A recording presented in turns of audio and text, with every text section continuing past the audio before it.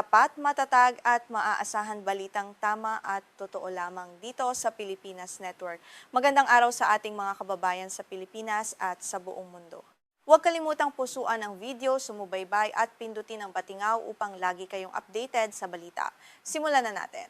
Lalong lumala ang tensisyon sa gitnang silangan matapos maglunsad ang Estados Unidos ng mga pag-ataking panghimpapawid laban sa tatlong pangunahing pasilidad na nuklear ng Iran.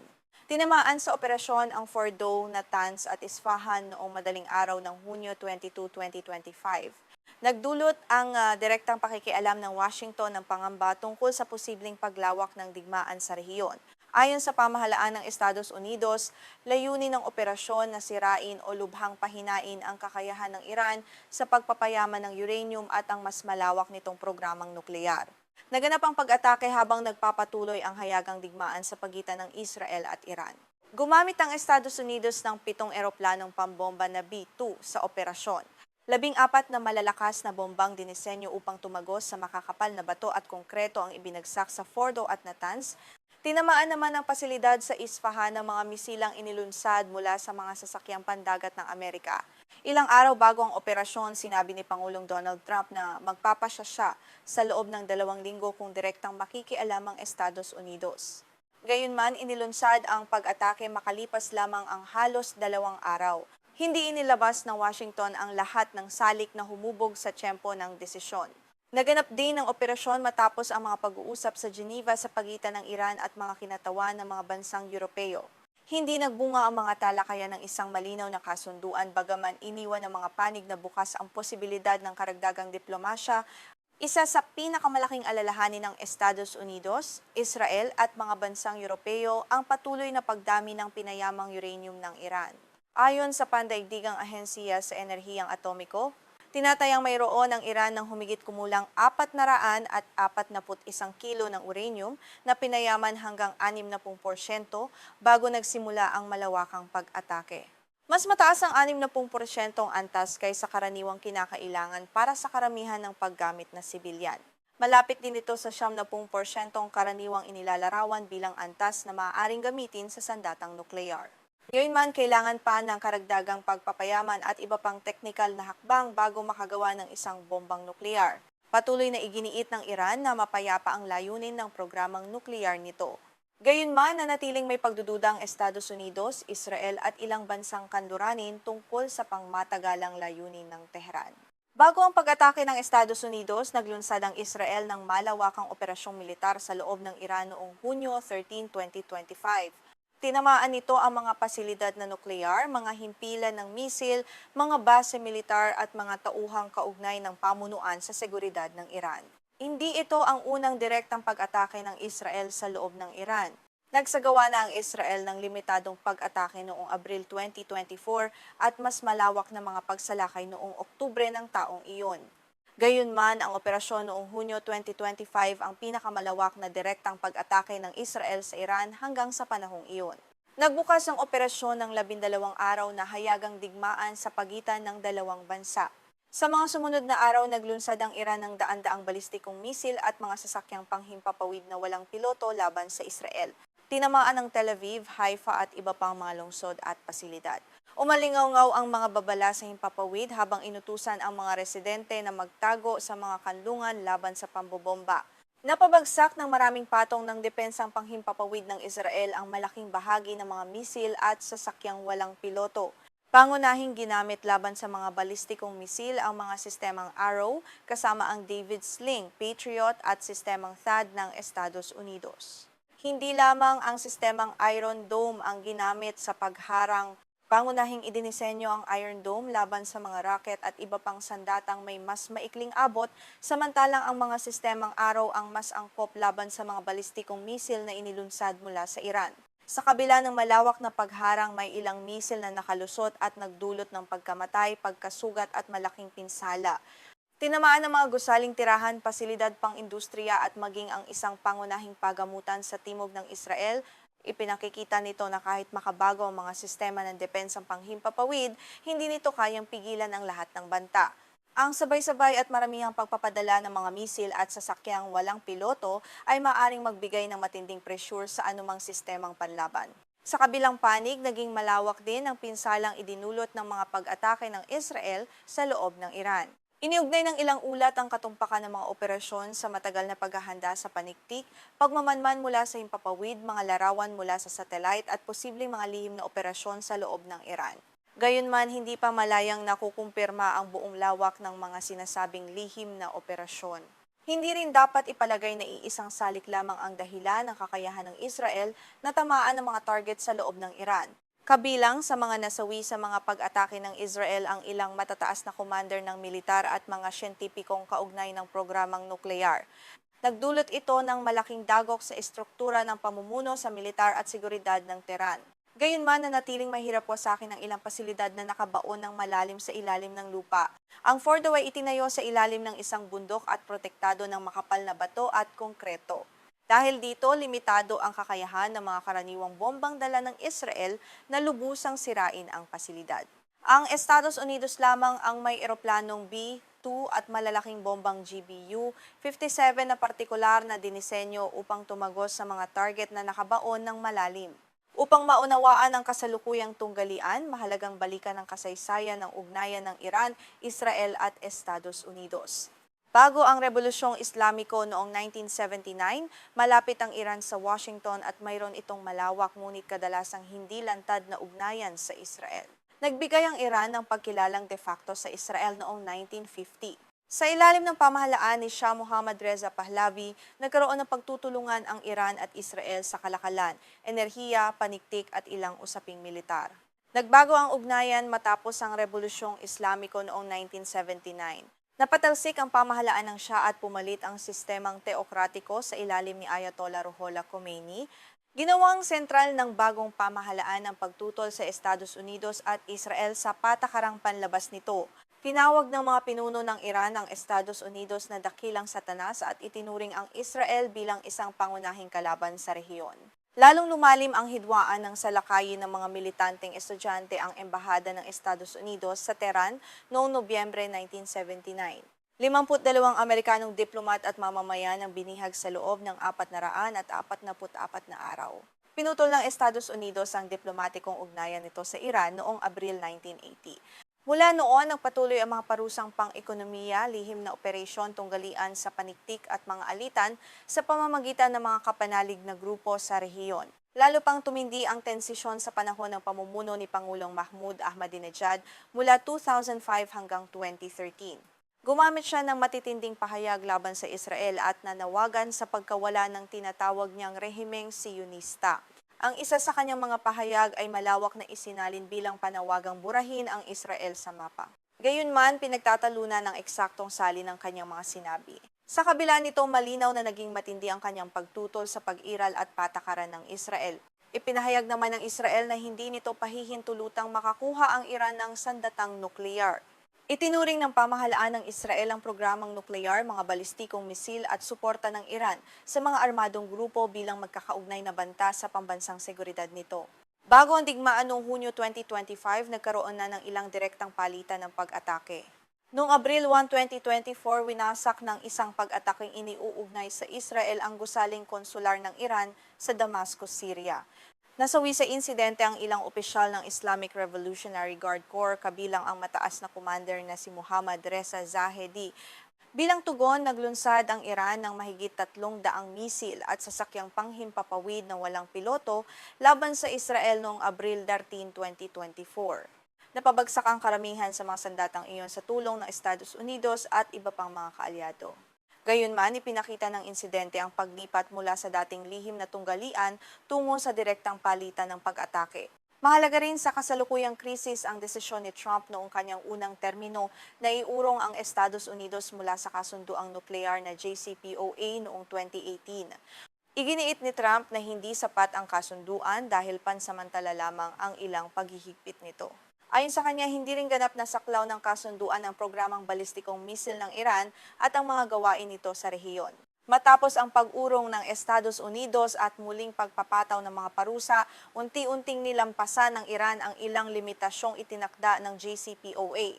Ang pag-atake noong Hunyo 22 ay isang direktang pagpasok ng Estados Unidos sa labanan, bagaman limitado ang mga target nito sa 3 pasilidad na nuklear.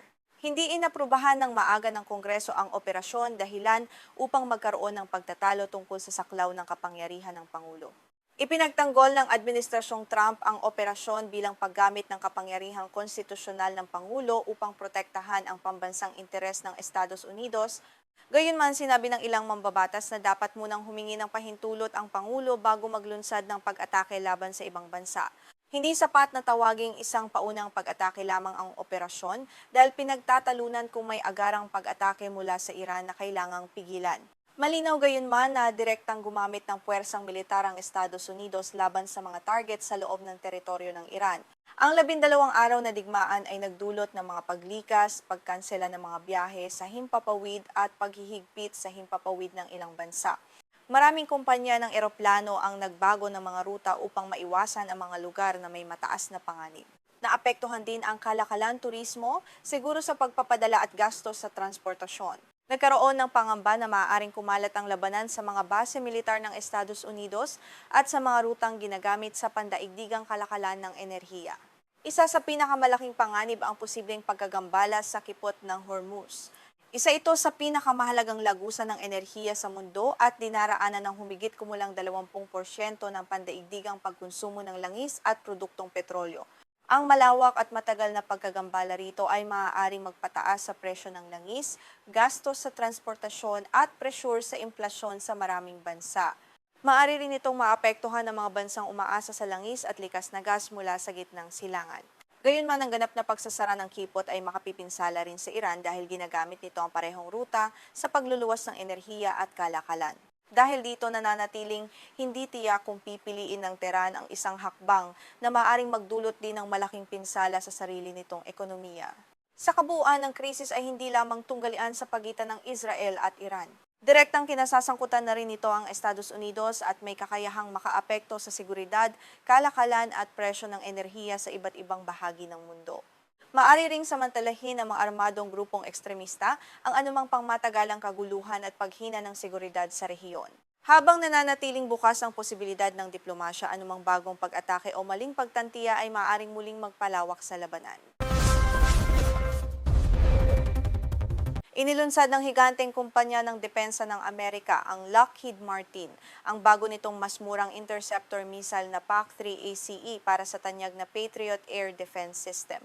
Ang bagong missile na ito ay tinatayang kalahati lamang ang halaga kumpara sa kasalukuyang pinakamodernong bersyon na PAC-3 MSE. Isang hakbang ito upang tugunan ang lumalaking pangangailangan sa mas murang proteksyon laban sa mga banta mula sa himpapawid sa buong mundo. Ang disenyo at mga grapikong representasyon ng PAC-3 ACE ay formal na ipinakita sa Farnborough International Air Show sa United Kingdom. Ayon sa Lockheed Martin, ang paunang produksyon ng makabagong missile na ito ay inaasahang magsisimula sa taong 2028. Bukod dito, may plano rin ang kumpanya na makipagtulungan sa mga kasosyo sa Europa at Estados Unidos upang mapabilis ang pagbuo at pagmamanupaktura ng bagong teknolohiyang militar na ito. Binigyang diin ni Tim Cahill, ang Pangulo ng Missiles and Fire Control sa Lockheed Martin, na ang Estados Unidos at ang mga kaalyado nito ay nangangailangan ng mga solusyong subok na sa labanan ngunit matipid sa gastos. Ayon sa kanya, ang PAC-3As ay binuo batay sa pambihirang kakayahan ng PAC upang matugunan ang partikular na pangangailangang ito habang pinapanatili ang mataas na antas ng seguridad at pagiging epektibo sa digmaan. Batay sa panukalang badyet ng hukbong katihan ng Estados Unidos para sa taong 2027, ang isang unit ng PAC-3 MSE ay nagkakahalaga ng humigit kumulang $5.3 milyong.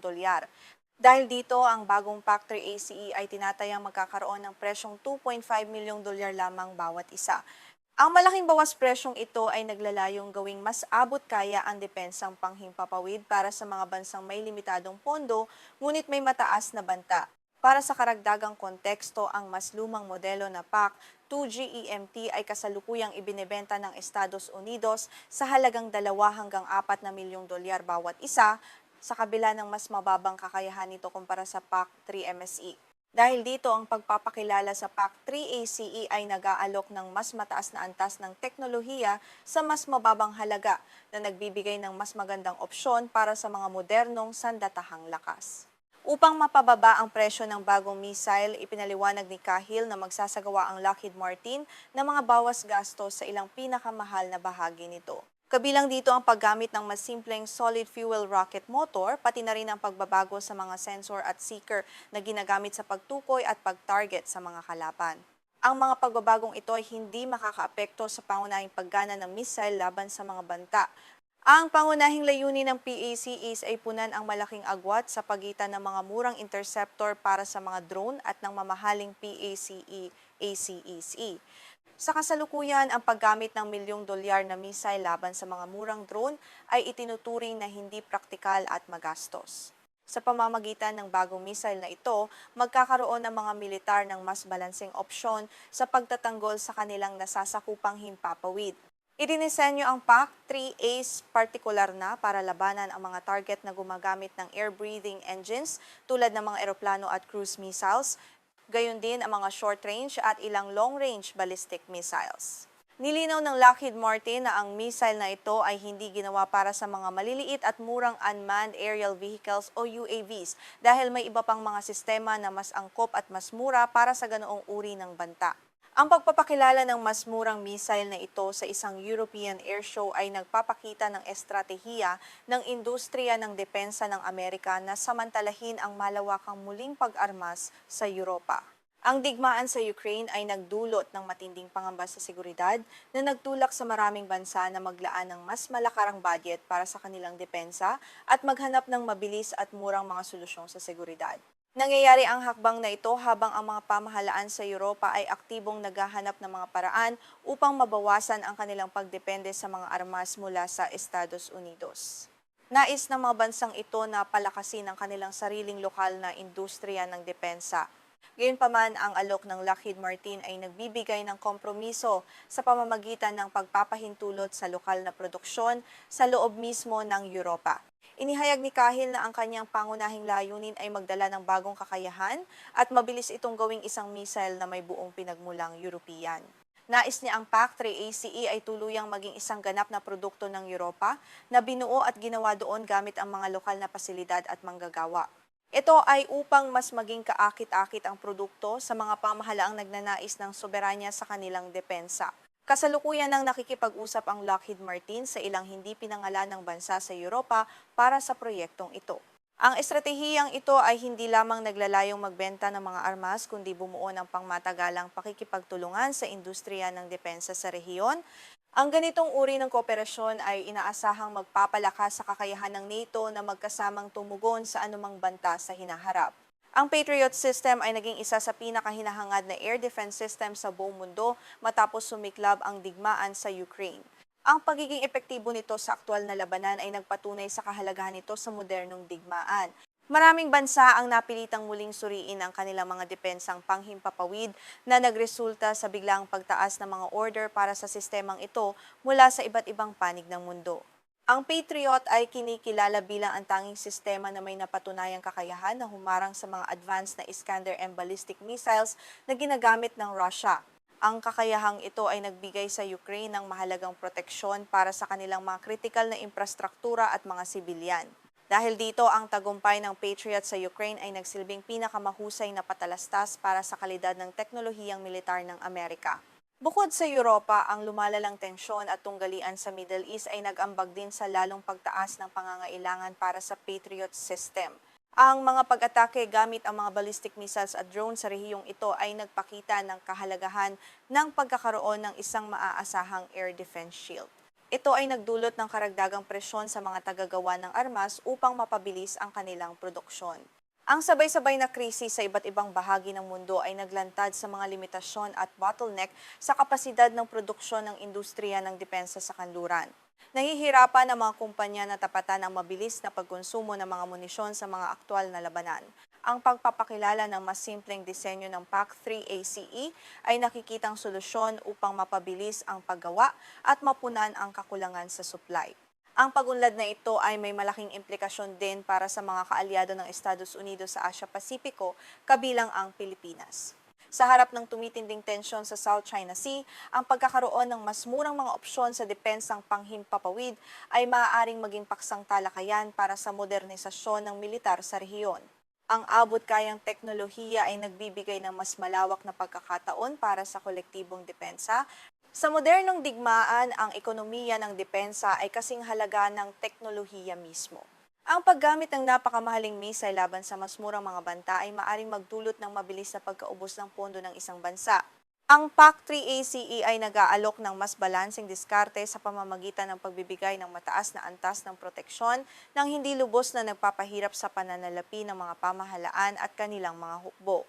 Habang papalapit ang target na taon ng produksyon sa 2028, tututukan ng industriya ng depensa kung paano maisasakatuparan ng Lockheed Martin sa kanilang mga pangako. Ang matagumpay na pagbuo ng PAC-3 ACE ay maaaring magbago sa takbo ng pandaigdigang merkado ng mga armas. Ito ay magtutulak sa iba pang mga kumpanya na mag-imbento rin ng mas matipid na mga bersyon ng kanilang mga pangunahing sistema ng depensa. Sa huli, ang PAC-3 ACE ay hindi lamang isang bagong armas, kundi isang tugon sa nagbabagong mukha ng pandaigdigang seguridad. Sa pamamagitan ng pagbabawas ng halaga ng hindi isinasakripisyo ang kalidad, muling pinatunayan ng Estados Unidos ang pamumuno nito sa teknolohiyang militar.